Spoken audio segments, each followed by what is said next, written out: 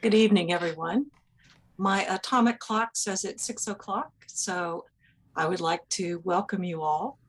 As the president of the Galveston Bay Area chapter of the Texas Master Naturalist, it is my pleasure to start the sixth in a series of seminars that we are calling Community Advanced Training. These are part of our initiatives to increase diversity, equity, and inclusion in our chapter and to share our activities with a wider community. So tonight's presentation is being attended by many who are not members of our chapter, and we are so happy to have you join us. And I'm sure that many will continue to come in as we get started here. We did send out a special invitation to all the master naturalists in the state, and we were so pleased that so many registered and will be joining us.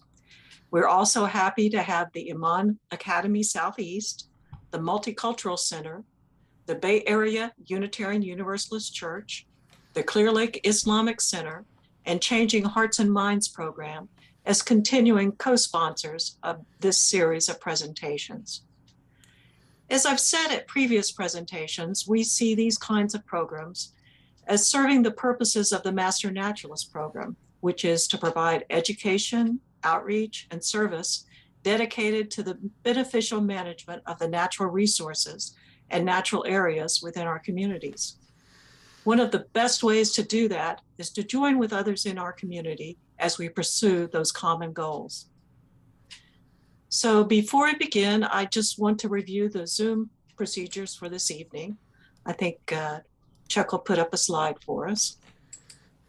And basically what Chuck Snyder, of course, is our technical guru, and we will be turning off your audio and video this evening, and that preserves bandwidth.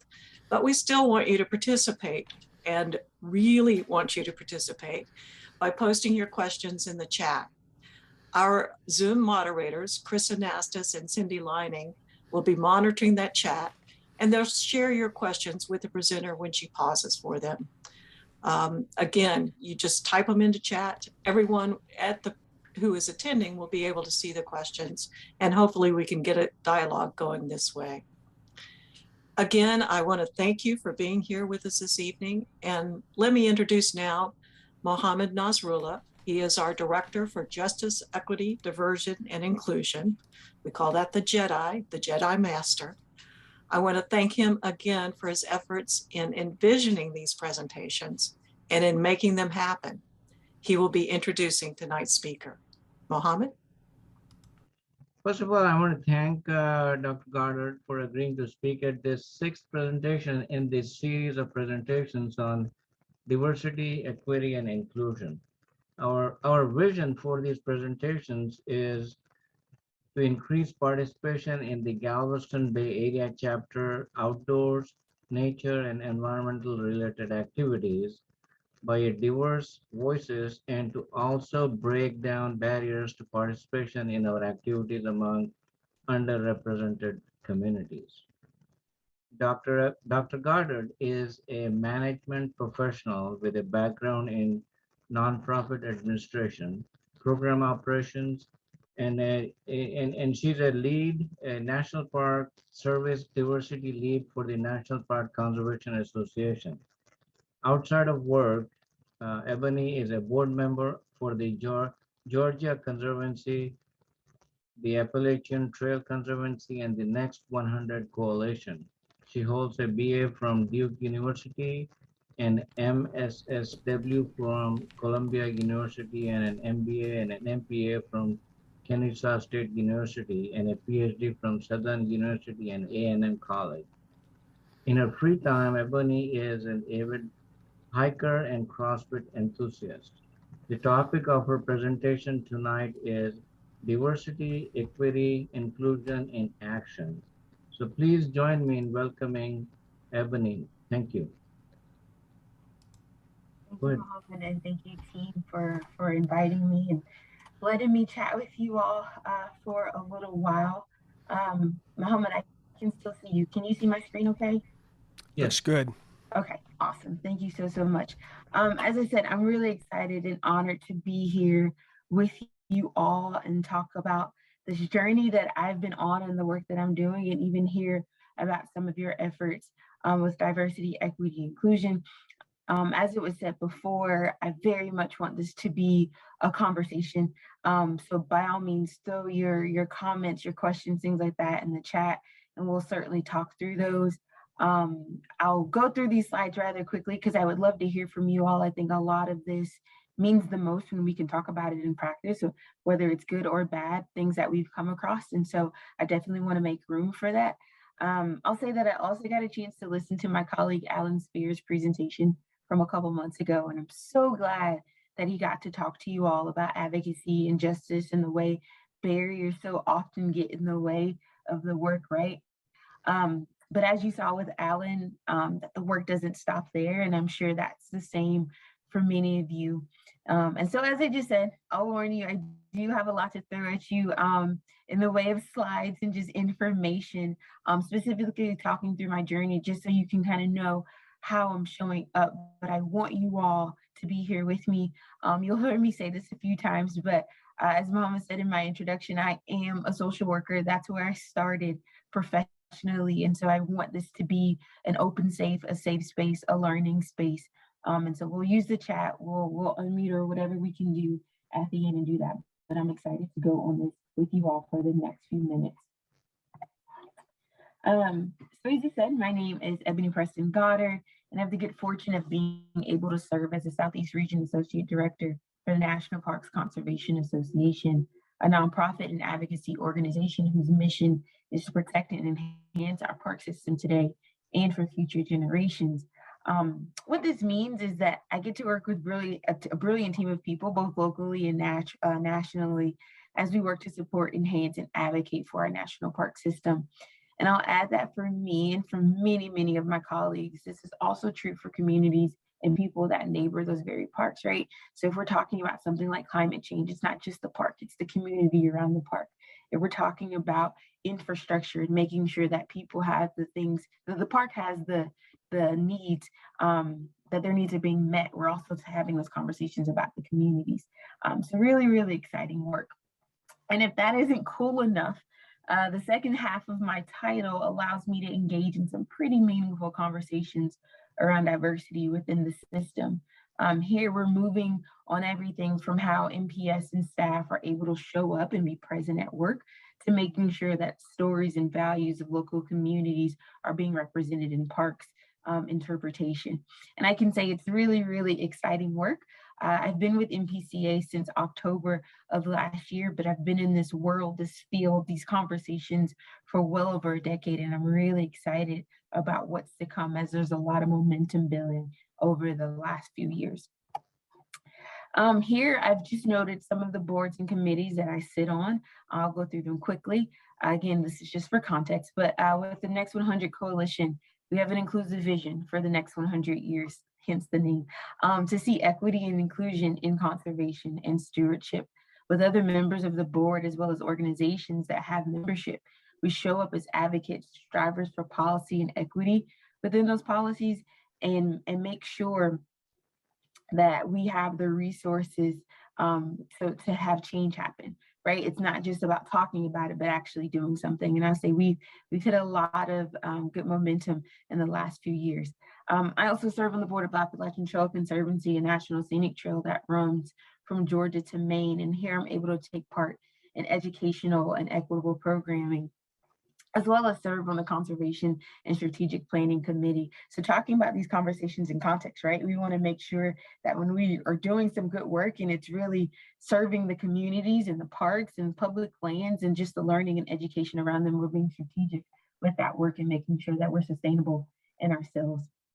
And then here locally in Georgia, I'm a member and trustee with the Georgia Conservancy, where we're actively working and protecting Georgia through ecological and economic solutions for stewardship, conservation, and sustainable use of lands and its resources. And then I work with Georgia NAACP as the Labor and Industry Chair for the state conference as we look to improve the socioeconomic status of minority groups by addressing social injustices, discriminatory practices in industry, and government, and wage differentials and unequal opportunities. So a lot there, and I promise it's all connected, and we're going to unpack that a little bit.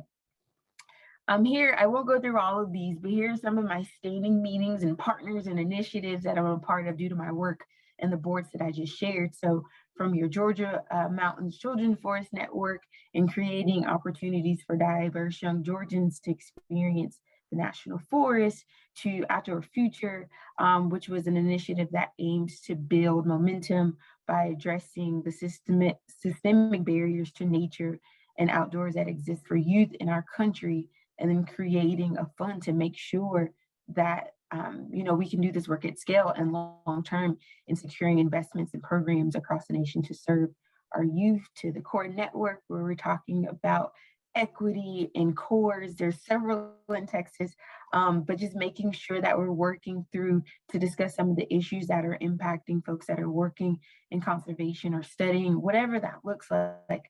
And then a number of other groups that are here that are being very intentional about community and intervention and development and education and support. And I show all these to say that it really does matter that all these groups and opportunities have spaces just like this where they can come together and say, hey, this is what we're doing. This is how we think together. This is how we learn together. This is how we advance together. And it really creates some unique opportunities to do something special. Unfortunately for me, all of that has allowed me to be in spaces just like this and to speak to different groups on workforce development and programming and DEI and emotional intelligence and green jobs and cultural competence. I mean, the list goes on, but it's exciting stuff, but it is a lot. And I often get asked why, right? Why am I doing this? What is this for? What's the goal here? And my husband and family remind me all the time, especially when this work translates into 50 and 60-hour work weeks. But I really want to take the time to explain why I do it, because I really think that can also drive the conversation that we have here at the end. So I spent the better part of a decade working with diverse youth. I did a lot of work in Texas. It was with the Green and Youth Foundation, but working with those youth and young adults and communities to develop environmental stewards, promote environmental education, and provide service and internship opportunities that create pathways to careers in conservation. And I'll tell you, before I came into the space, I didn't know anything about it. I'd lived in Georgia for quite some time, and I'd been to places like Martin Luther King Jr. Now it's a National Historical Park, but I had no idea. I even went on a 5th grade field trip to Cumberland Island. Had no idea that it was a part of the National Park Service, that there was an agency, that there were public lands that I could know about, be about. And I ended up studying biology in undergrad, but I didn't know that there was this entire world that was talking about these places and spaces, and that I could be empowered to be there and to be a leader there and to study there.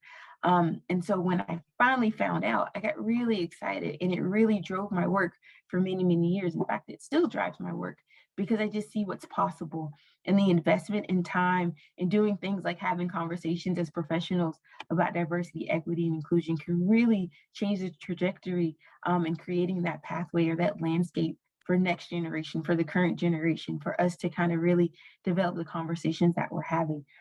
So really, really excited about that work. And it quickly put me into rooms like this where diversity, equity, inclusion had to be talked about, right? So that people like Sydney in this picture could have her first experience in places like Yosemite National Park. And once she got that space and that opportunity, she soared. Sydney's doing very, very, very well. And she even went on to also get her PhD and really see how she could transform the work of the park. Small town Georgia girl, but really making strides out there at the park. It's also so that the Sabas of the world are getting their first chance to do something new. Saba, like Sydney, was just like, hey, I'm going to start in this work and kind of see what it offers me. But she really found a place and a footing there, and has been a rock star in working with public lands and advocating for communities. Another instance is for gentlemen like Alex to say, I want to be a leader, right? And to really understand what that means, and getting the opportunity to really uplift the perspective and the voices of the communities that they're coming from and representing, and know that it's okay for it to be different, because here we're learning and growing and opportunities to serve. And then I have Kelly. This is one of my favorite pictures. I actually took this picture, but for Kelly to see that there's value in reconnecting her community to the land, right? So it's something she gets to do every day when she's at work, but it's also a space that can offer healing and opportunity for growth and community advancement. At one point or another, I was a teacher, but in continuing to work with teachers, I found that there's an opportunity for educators to say that we know that there's more learning and teaching to be done. I love the classroom. I think it's a beautiful space. I still teach, but there's also great adventures and learning opportunities that happen on the outdoors. This is at Amicalola Falls for folks that would make their way to Georgia. It's a beautiful hike of the state park, and then you get to go to the hike in, which is this off-grid place, but just a space to have really good conversation, but for teachers to push themselves, right? Everything that we need to know, that our students need to know, isn't necessarily on paper, but sometimes we learn these things through experience and through community. For friends and for partners that are in the work and continue to tirelessly do this work so that they can move the needle, knowing that every day is not going to be easy, whether it's through administration changes, whether it's, people just don't get along or they have different agendas, but it's all a part of something that needs to happen, conversations that need to be had so we can continue to learn and grow and do the work. And then finally, and most importantly, at least for me, is for the next generation of underrepresented little girls and boys in the space to know what's possible. All of this collective work is a part of the work, and it matters just as much as talks around climate change and conservation and sustainability. There's so many systems and policies and traditions that create and cause barriers, and it takes a collective effort to dismantle them as we talk about creating pathways to environmental stewardship and leadership. So with that being said, I hope that you can all see that this is serious work, right? And I have a lot of passion about it, but also I have a lot of hope and determination for it. I get asked all the time from students and partners on why I decided to work in the environmental space. And some say that my path seems linear or maybe in natural progression. And how lucky am I to have known that what I wanted to do from the beginning. And I always laugh knowing that that couldn't be further from the truth. I've shared a little bit that I've had, a few different careers, if you will. I grew up in small towns between Georgia and Virginia with very humble beginnings and a limited view of the world. I had no idea that any of this was possible or that the environment was something for me to care about. I had dreams and goals, and I went to school to study biology and become a doctor. And since that time, I've had my fair share of studies and career shifts. But I will say that along the way, a bunch of someones gave me a chance. And for me doing this work for others and with NPCA and now with you all and the different positions that I hold, it's something personal, not necessarily professional. So fortunately or unfortunately, it takes all of this to serve and be intentional and be a part of a change in new narratives and norms in leadership.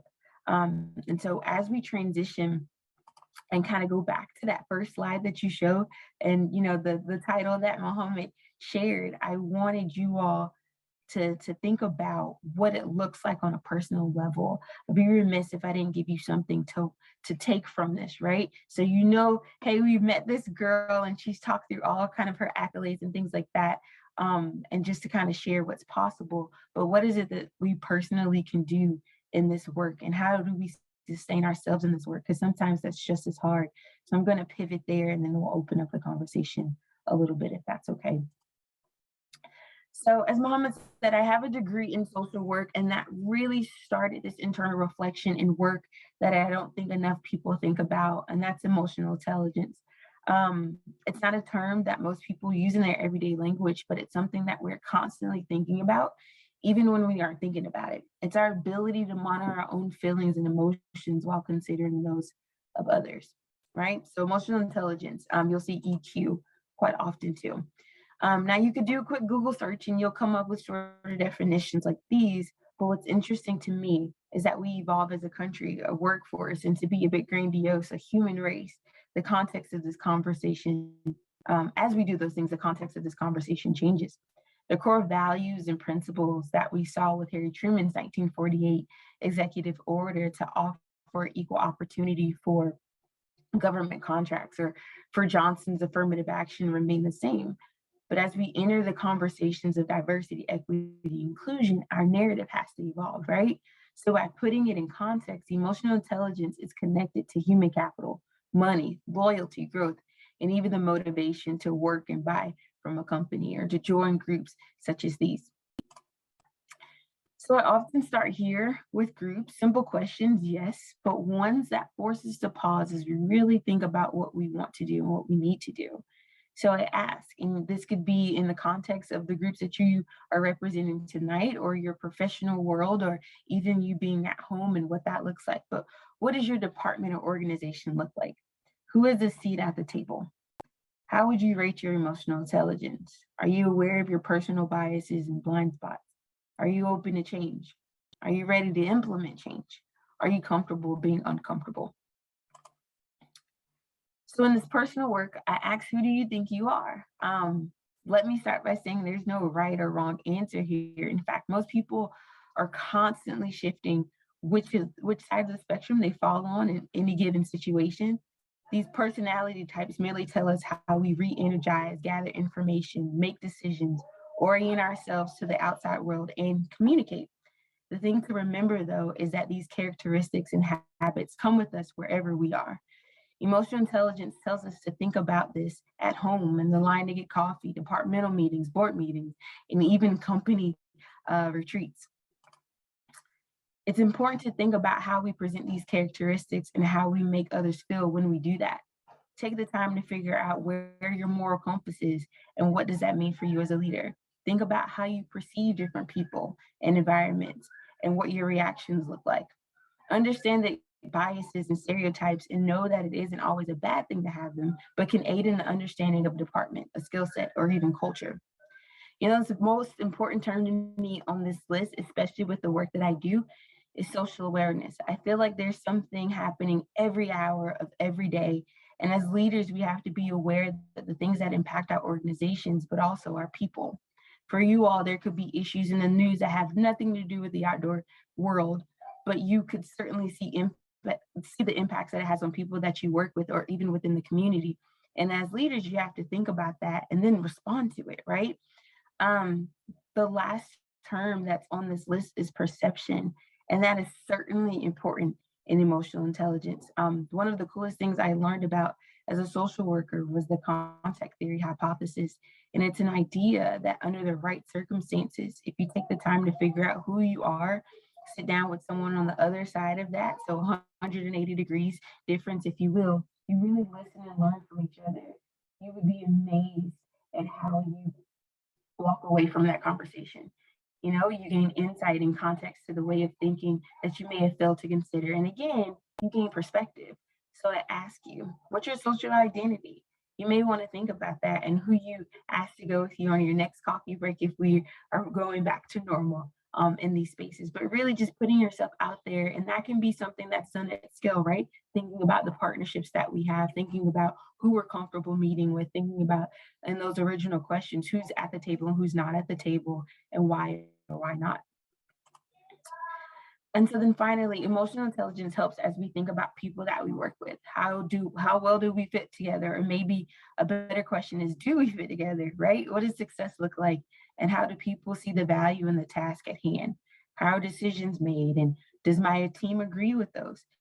Something else I want you all to think about is how you share your impressions of people. The idea here right behind the halo and horn effect is that our overall impression of a person influences how we feel and think about his or her character. If we think they're a good person, we tend to be more forgiving and supportive. So those are the people that we choose to work with on a regular basis, right? But if we only see the bad, well, we paint them in that negative light and maybe create circumstances and standards that don't set them up for success. We see that happen a lot in our world. So just thinking about that, partners and employee behavior, things like that, they change to match expectations. So think about how you view and treat people, especially as we're looking to grow in space and really develop new relationships. And then finally here, I ask you to think about your organization's diversity competency. Do you foster an environment of inclusion? Do you learn from others' differences and support diversity? And that can and should be taken in the context of the leadership team, the types of policies you have, your work culture, and how you respond as a company to the issues that we see in the world. So as I wrap here, a few best practices that I wanted to share, and then, like I said, we can start that conversation. But this is not a complicated list. I don't think anything that I've said tonight is groundbreaking, but it's something to think about. It's something to ponder on. And it could also mean that you have to think about a new way of thinking or acting or learning. So I'll read through these. And as I said, if you have questions, by all means, we can go through them, or some examples that you want to kind of talk through. I'm happy to do that. But just think about this kind of as you plan your next steps, right? So we're going to work to meet someone new, whether that's a person, whether that's a group, whether that's a community, whether that's an organization. I heard at the beginning that we've opened this up to a few groups. So, you know, that part's almost done for you. Now it's making that connection with them. Assess your work and learning environment, create an inclusive environment, get active, whatever that needs to mean, make that personal, and then also engage with new people and partners. And so, Muhammad, if that's okay, that's the end of my slides, because I didn't want to talk at folks forever, but I really want to open it up. But I'd be remiss again if I didn't say thank you to you all for even giving me the space. I'm here to learn as much from you all as I can offer, and just really honored to be here and to chat with you for the next few moments. Thank you, Ebony. I think there's several questions and comments in the chat. Awesome. Yes, we'll start with the question from Pam House. What are some of the systemic barriers to youth experiencing nature?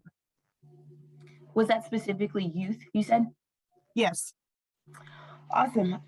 So, well, not awesome, but I think it's big and small, right? In my work with Green Youth Foundation, it was one, just creating the opportunity for them to be there.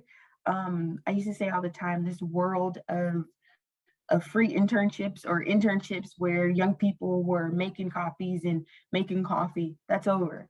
And that we talk about inflation and bills and responsibility and things like that.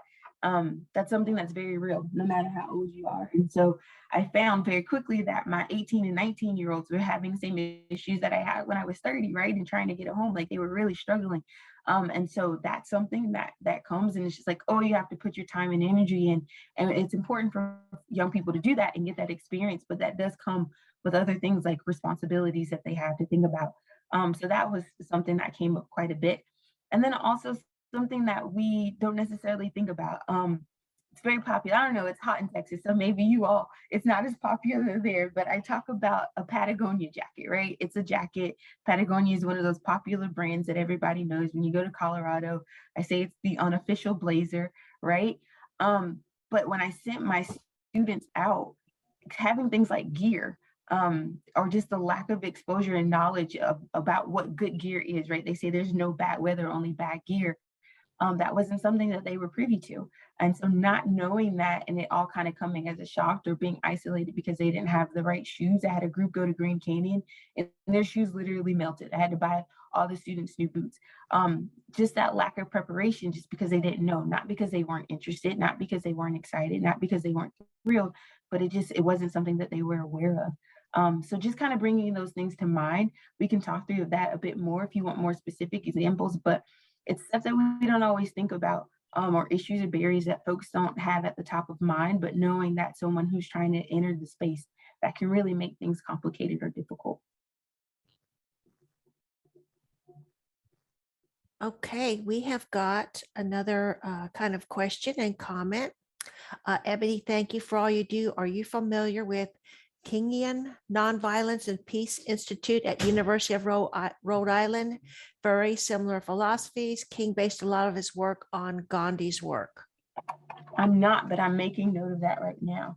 Thank you for sharing that. Okay. And he also goes on to say, I love how using nature to break status quo bias cycles. Dr. King would call that creating the beloved community. Yeah, I totally agree. I have a few books by Dr. King this way. Okay, good. And then we have one more. Could you please post your best practices slide again? Somebody wanted to capture what you had on that slide. Will do.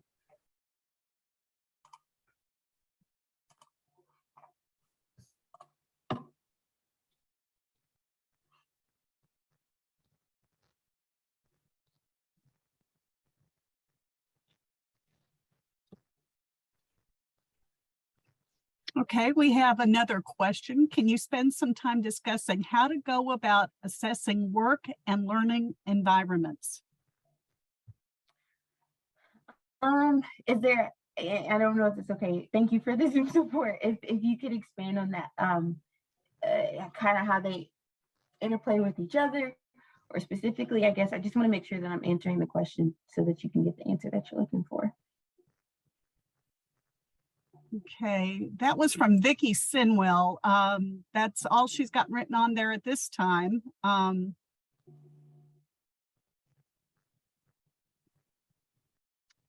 will go to the next question and we'll give Vicky an opportunity to add more to this question.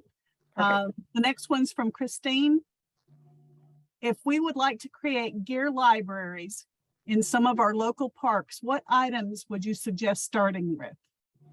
Yeah, that's a really good question. And I've done that a few times and they're very, very helpful. I honestly, I would say anything. You'd be surprised or you wouldn't be surprised with some of the things that folks need. So, I mean, by all means, if it's an area that's if it rains a lot, getting a quality rain jacket, right? Or getting some clothes that are waterproof, or if it's cold, same way, have a jacket that could really help someone that's not big and bulky, especially if they're doing work. But you'll find that, people that you don't expect that need something need it and they don't want to talk about it, or I don't want to show up because, right? So everything from water bottles to tents to sleeping bags, or even having a conversation at the beginning or posting it, hey, let us know what you need, type of thing. It can really kind of remove those things. So if there's something specific to an area, by all means, do that. But then also just know that there's people in need and you don't want them not having something being the reason that they don't show up and engage in a space. But I found that folks are open as long as we're discreet, like, hey, or get on the call. Obviously, you can't talk to everybody, but just talking through what that could look like. Or look, when you go out and you prepare, looking at everything that you need and bring. And I make sure that I don't go home without this. I have a certain pair of socks, a certain pair of boots that I wear when I go on this hike. You saw my trip to Amicalola Falls. But just thinking about that, thinking about a pack. Folks don't have packs, or we overpack, things like that. So just thinking about that and putting yourself in their shoes, and then just kind of building around that. But somebody will use everything that you could probably gather. Okay, we've got another question. Any advice on ways to increase diversity and inclusion in organization leadership roles? Yeah, that's a really, really good question. I would say, I'll start by saying that the diverse communities or people that a lot of folks are trying, or organizations are trying to attract to roles, they're out there, right? They're qualified.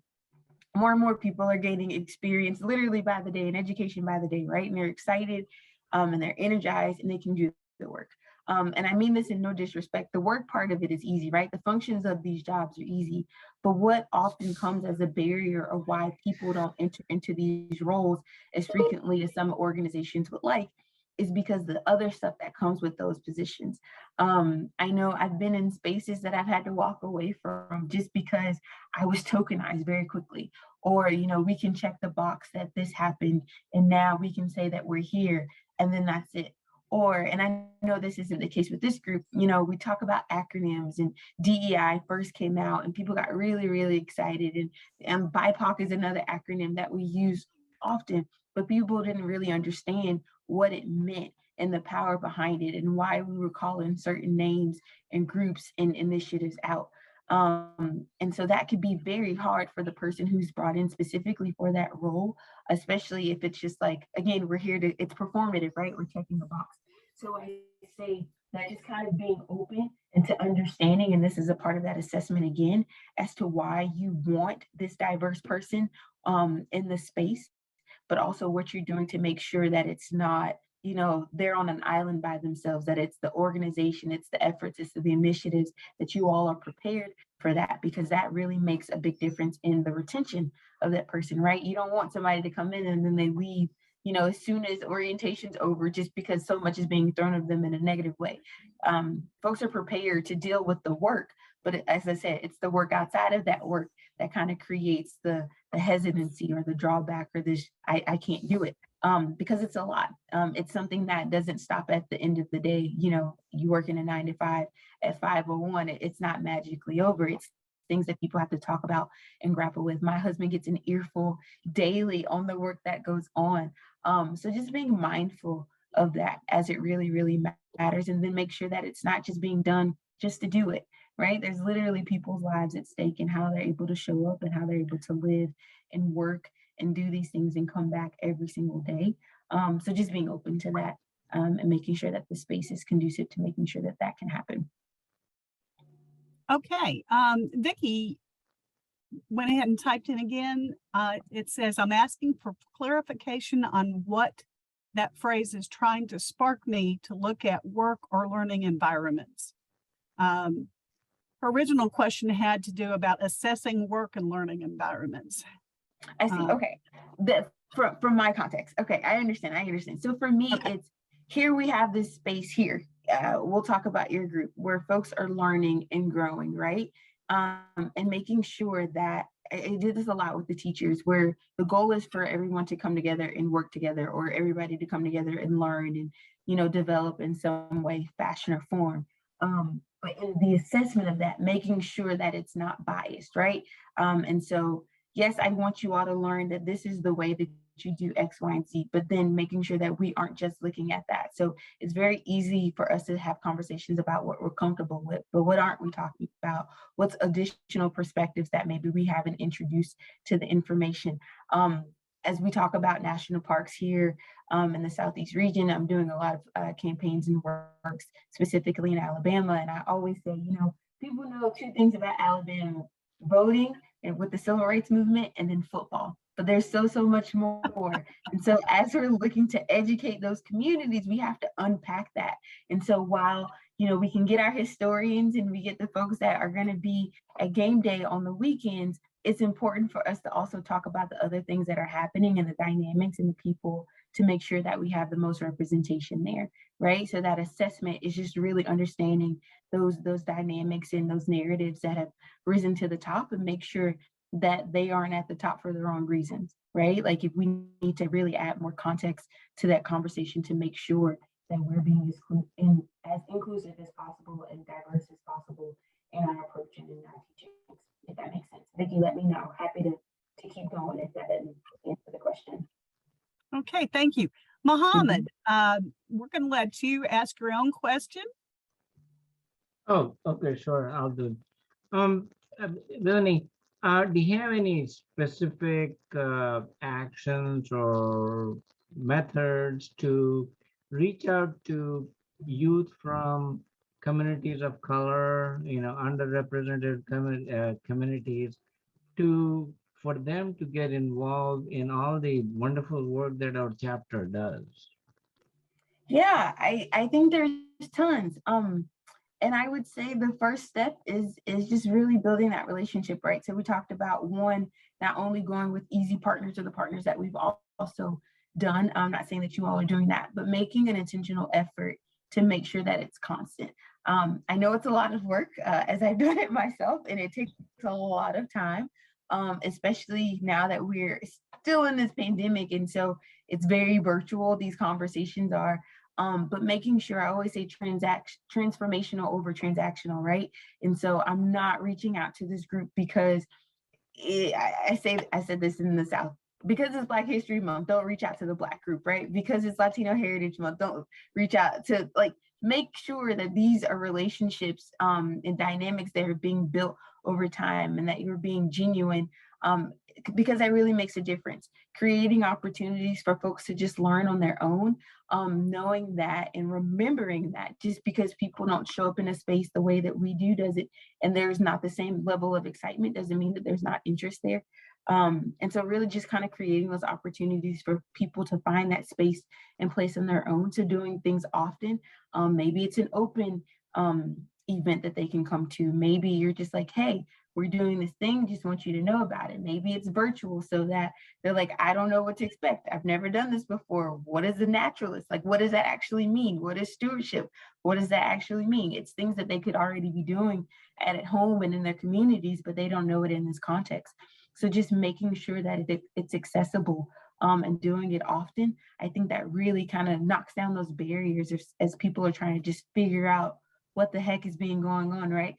There's so much thrown at us right now, especially in this pandemic, as everything is virtual and there's just so much information coming to us at once. So I think just the way to stand out is just to kind of be there, to be a resource, create opportunities, whether it's, you know, someone's first year as a naturalist or they've been doing it for 20, 30 years and they got it down packed. But just creating the space for opportunity and for learning and, you know, accessibility, as I said before. Thank you. Of course. All right, this is an interesting question. What are some resources for opening up discussions on emotional intelligence with grade school kids while also focusing on the importance of our natural world? That's a really good question. And I see that from Kate. Kate, I just want to tell you something really funny. I was I was having a conversation about emotional intelligence and just kind of diversity and why it's important and why we have all these DEI efforts. We're talking with middle schoolers, and I kid you not, oh, it's so funny that we were talking about it, and it's like, this is why this matters, and just kind of going into these things, and it was a number of facilitators, and we're just, you guys, this is really important, and we want to make sure that you grow up to be adults that are thinking about these things. And you know, we had some great ideas that we really put together and planned for these presentations and engagements.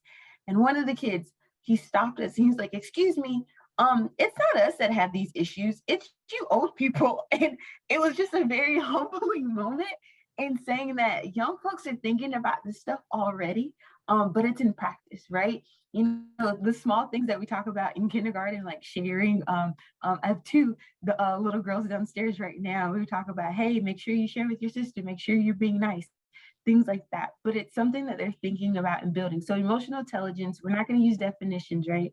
We're not going to talk through, you know, executive orders that I mentioned or talking about affirmative action and things like that, but rather, how do we see people for people and how do we have those conversations and positive relationships? Something that we've learned very quickly in social work is that we are products of our environments, and that can be a good thing, right? But everything is learned behavior. And so really setting that example and having conversations maybe with students about, hey, when this happened, how do you think this person felt? Or something in the news just happened, how do you feel right now? Maybe you don't know these people. Maybe this is on the other side of the country or the other side of the world, but you still may have an emotional response.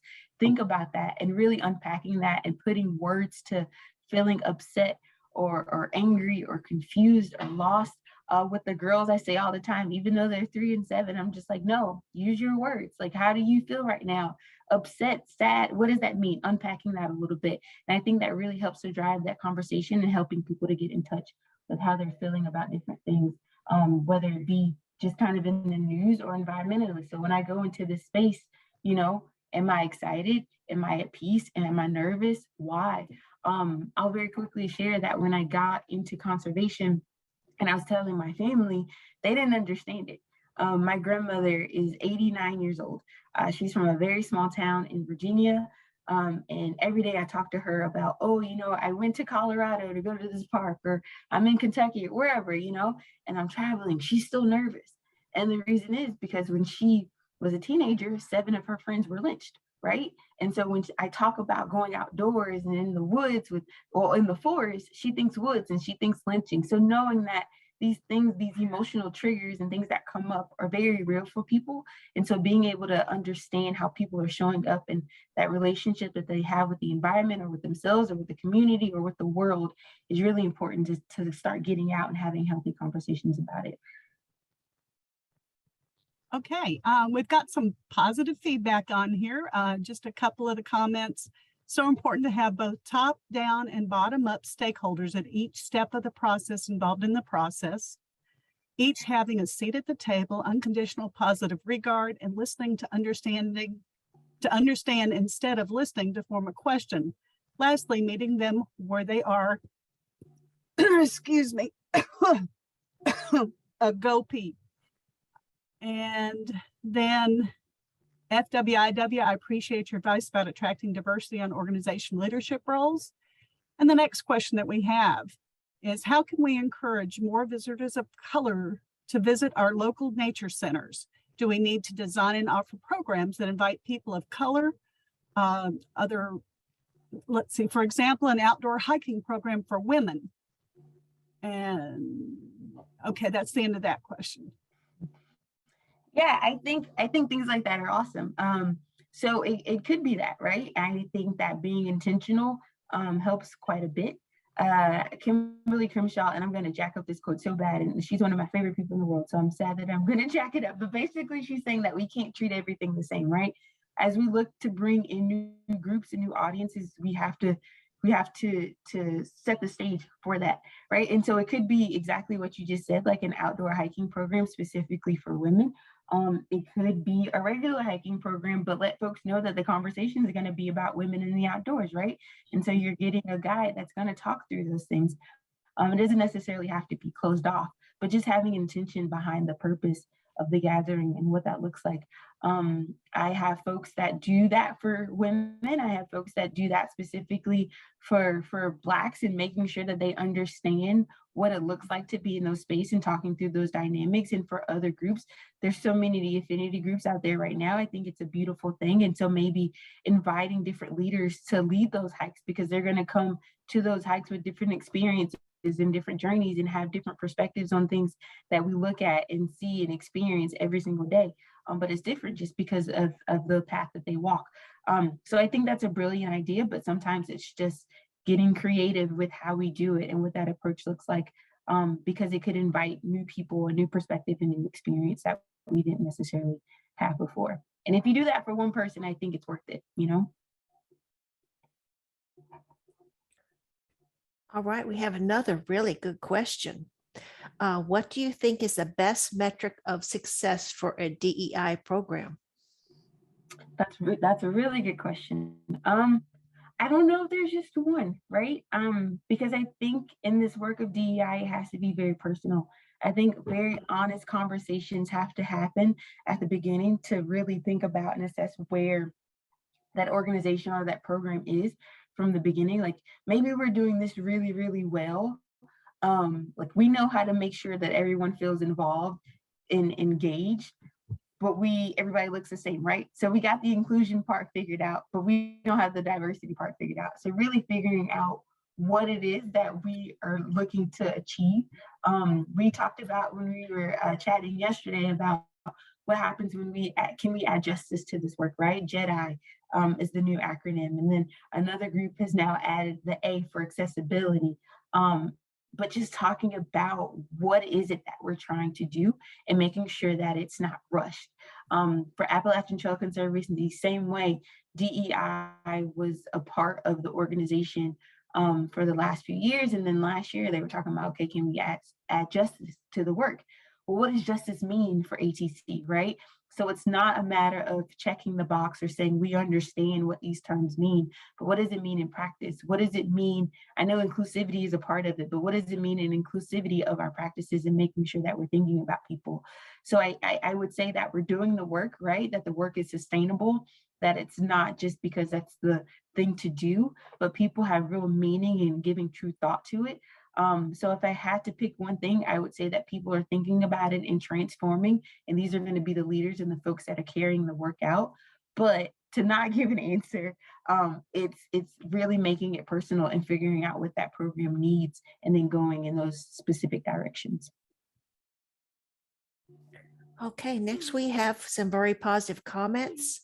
I very much appreciate the advice and your time. I wanted to better understand people with different life experiences and use that to improve my own organization. When you know better, you do better. Right. Another one, very thought-provoking. We definitely have our work cut out for us. Onward and upward. Thank you.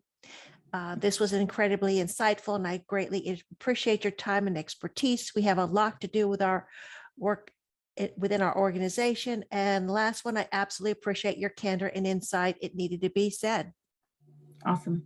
As I said, I appreciate being here with you all. This work is heavy, right? And it's hard. And to figure out how to do it is difficult. But there's a saying, right? The best time to plant a tree was 100 years ago. The next best time is today, right? And so just Right. keeping it in stride and knowing that as long as you're moving, you're doing the work, that's what's needed. That's what's matter. Be uncomfortable. It's not all fun, right? But it's worth it. And so just keep going with that. You all obviously have the right attitude. And again, I appreciate you for showing up tonight. And I've got And we one. do have, go ahead. Yes, one last one just popped up. Following up on your thoughtful response to my question, is the process almost important as the results? 100%. Yeah. 100%. Excellent. Thank you very, very, very, very, very much, Pam, Mohammed. Hey, Mohammed, ahead. did you go ahead? Yeah, I just wanted to thank Eboni for this wonderful presentation and this. Yeah, you're right. It's a lot of work. It's a lot of hard work, and not all of it is fun. But I think what you said is really it's worth it, and we will keep on doing doing this thing inch by inch. So thank you so much for this wonderful presentation. Pam? Yeah, absolutely. Thank you so much, Ebony. It was, I really want to urge people who might not have been able to see the presentation in May from Alan Spears that it actually dovetails so well with what you are saying tonight. And both are going to be recorded and available from our website for people who weren't able to be here tonight or want to look more carefully at some of the slides you did tonight also. Terrific information, and really appreciate it. Thank you everyone for being here. I think this will be an hour's credit for GBAC sponsored AT, and for those chapter members who want to know how to get their credit for their AT tonight.